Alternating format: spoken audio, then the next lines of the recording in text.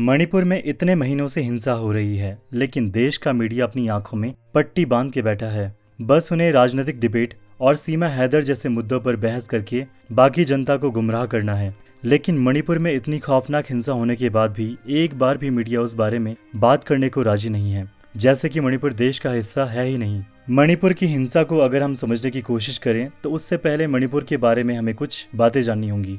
मणिपुर में मुख्य रूप से 3 जातियां हैं। मैतेई जो कि हिंदू हैं और इनकी आबादी राज्य में सबसे ज्यादा यानी कि 55 से लेके 60% तक है। इनको आज़ादी के बाद अनुसूचित जाति का दर्जा दिया गया और ये मणिपुर के 10% मैदानी हिस्सों में रहते हैं। नागा और कुकी जनजातियां भी हैं जो कि मुख्य रूप से ईसाई समुदाय से बिलोंग करती हैं। ये जनजाति पूरे राज्य की आबादी का 20% हिस्सा है और ये 80% लोग पहाड़ी इलाकों में रहते हैं। अब बात करते हैं मणिपुर हिंसा की असली वजह की, जिसके कारण मणिपुर आज जल रहा है। मैते समुदाय क्योंकि मैदानी इलाकों में रहते हैं और उनकी शिकायत ये थी कि लैंड रिफॉर्म एक्ट के तहत वह पहाड़ में जमीन नहीं खरीद सकते हैं, जबकि राज्य में सबसे ज्यादा आबादी मैतेई समुदाय के लोगों की ही है। इनकी मांग ये है कि इनको भी जनजाति का दर्जा दिया जाए ताकि ये लोग पहाड़ों में जमीन खरीद सकें। इसी वजह से मैतेई ट्राइब यूनियन काफी समय से अपने समुदाय को आदिवासी दर्जा दिलाने के लिए मांग कर रही है और ये बात नागा और कुकी जनजाति के लोगों को बिल्कुल भी पसंद नहीं आई।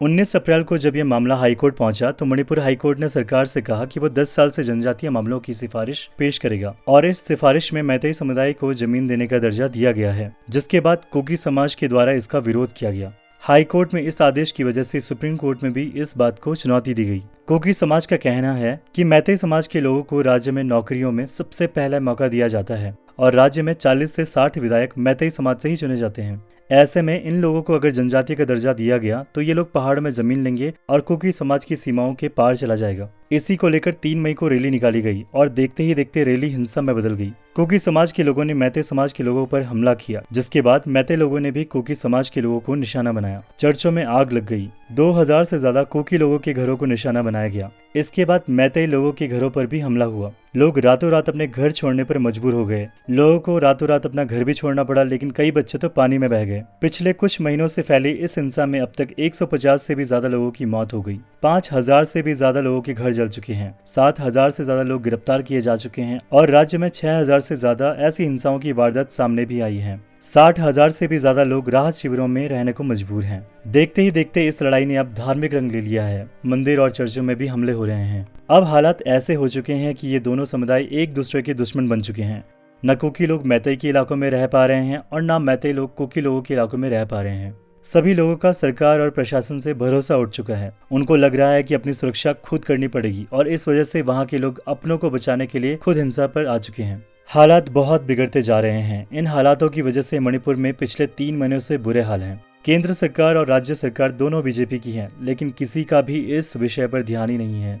मीडिया सिर्फ पाकिस्तान से आई सीमा हैदर और सचिन की न्यूज बनाने में व्यस्त है और हर दिन मणिपुर के लोगों को हिंसा का शिकार होने पर छोड़ा जा रहा है, जो कि बिल्कुल निंदनीय है। 19 जुलाई को एक ऐसा वीडियो सामने आया है जिसके बारे में सोचकर ही हमें शर्मिंदगी महसूस हो रही है। ये घटना 4 मई की बताई जा रही है, जिसमें कि एक महिला ने FIR में बताया कि उसके गांव में 800 से 1000 लोगों की भीड़ ने कुकी समुदाय के लोगों के घर पर हमला किया और इस भीड़ से बचने के लिए लोग घरों से भागने लगे। भीड़ से बचने के लिए 2 महिलाएं और एक युवा महिला अपने पिता और भाई के साथ जंगलों की तरफ गए। पुलिस जैसे तैसे इनको बचाने में कामयाब हुई, लेकिन तभी भीड़ ने पुलिस पर भी हमला किया और इन लोगों को पुलिस की कस्टडी से छुड़ा दिया। लड़की के पिता ने जब हमले का विरोध किया तो उनको वहीं पर गोली मार दी गई। तीनों महिलाओं के कपड़े उतार कर इस भीड़ में उनको चलने के लिए बोला गया और उनमें से 21 साल की लड़की के साथ गैंग रेप भी किया गया। उसके भाई ने जब इस चीज का विरोध किया तो उसको भी उसके बहन के सामने मार दिया गया।